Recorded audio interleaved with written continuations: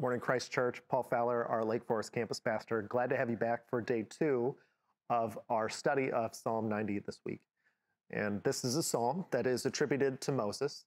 And it is a psalm that, at least we've seen in the first 6 verses, that Moses is talking about how God is the infinite creator, and we are the finite created beings. We are mortals. We return to dust, as it says in verse 3. So today we're going to be looking at verse 7 through 12, and I'll start reading that now in verse 7. We are consumed by your anger and terrified by your indignation. So first we saw that God is the infinite creator, but now we see that God is angry. Why is he angry? That's the question we have to ask ourselves. Well, look at verse 8. You have set our iniquities before you, our secret sins in the light of your presence. There's a reason that God is angry, not just because he is an angry God. It's because of our sin. It's because of our iniquities. You know, God had this perfect world he created in the garden, and he created these beings with the freedom to do what they wanted, but we've chosen to sin. And because of that sin, because of that straying from God, that is why he is angry. He's angry at our sin. It continues in verse 9, all our days pass away under your wrath. We finish our years with a moan. Our days may come to 70 years or 80 if our strength endures. Yet the best of them are but trouble and sorrow, for they quickly pass and we fly away. It seems as if Moses is feeling maybe a little bit depressed, maybe a little bit downtrodden, just feeling that we're just living under the wrath of God each and every day, bearing just the difficulties of this broken world, the curse that we brought upon ourselves. And so life is hard, things are difficult. Moses is a shepherd, likely in Midian at this time. Perhaps he's considering, how did I come from everything I had in Egypt to just having this difficult life here now? Is this all there is? I like where Moses goes next. Look at verse 11. If only we knew the power of your anger. So he's catching back that theme in verse 7. He's going back to the anger. He says, your wrath is as great as the fear that is your due.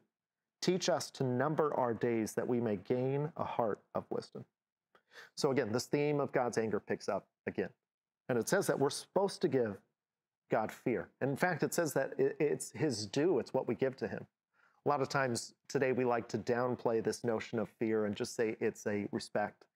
But this word fear here actually is used in other places in the Old Testament to talk about being afraid of thorns or being afraid of snakes.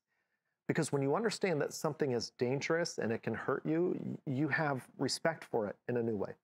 Not that God would want to hurt us intentionally, but just the power that he is. Because remember from yesterday, he is the infinite creator and we are the finite created things. So what happens is when we understand that we are mortals, when we number our days, that's what it says to do in verse 12, we get wisdom. How does wisdom come from numbering our days? Wouldn't that give us depression or sorrow or sadness or an unhealthy fear, you could say? Well, when we number our days, it helps us go back to what we learned yesterday, that God is infinite, that he is the creator.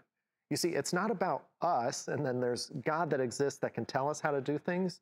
No, there is God who has created us, and there's his way of doing things because he loves us, because he's created us, that helps us now know what true wisdom is.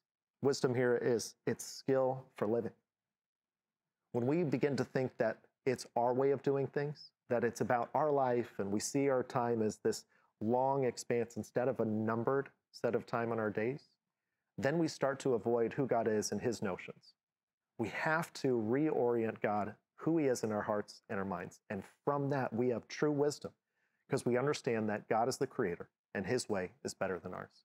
So I hope you can take some time today and think about, how do you need to reorient your life? How can you get wisdom from understanding your time here is limited on earth, but there is a loving God who has told you the way to walk forward?